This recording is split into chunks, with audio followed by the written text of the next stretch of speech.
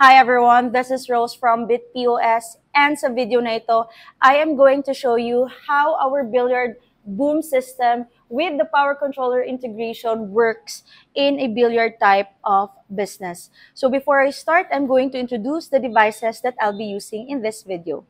So I do have here my MOT application device. So naka-tablet po tayo ngayon. It can work with any Android device like tablet or cell phone, depends on your preference po. And here at the back po, I have my billiard table po. And you can see my boom relay system po. So I have this boom relay system here. And on top will be my time countdown. So it can also display po kung occupied or vacant yung table natin. Makikita din natin yan dito sa ating digital display sa taas. I also have there my power controller that control this relay system to open and close once the time is up.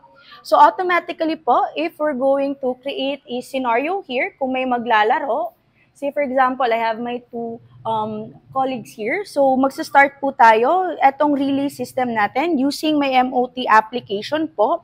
So if magsa-start yung time nila, itatap ko lang po eto.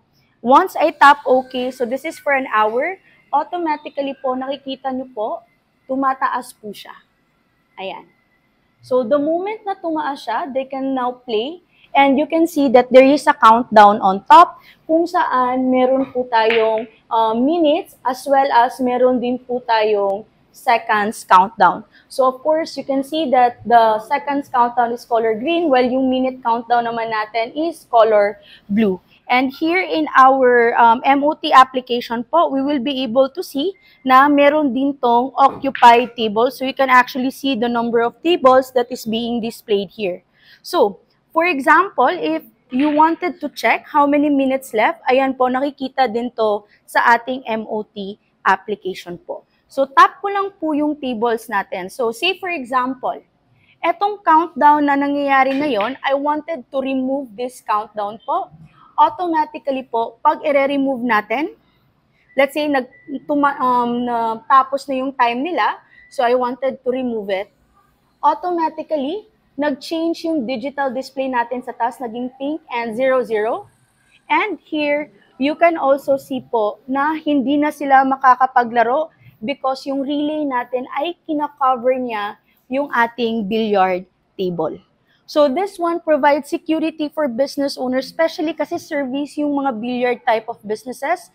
It also provides security na hindi talaga tayo magkaroon ng discrepancy physically doon sa tindahan natin since everything will be recorded thoroughly.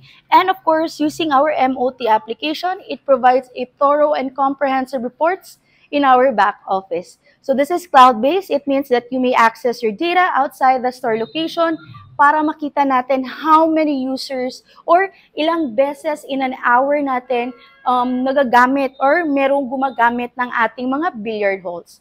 If you want to know more about this setup, you may book an online demo and message us today.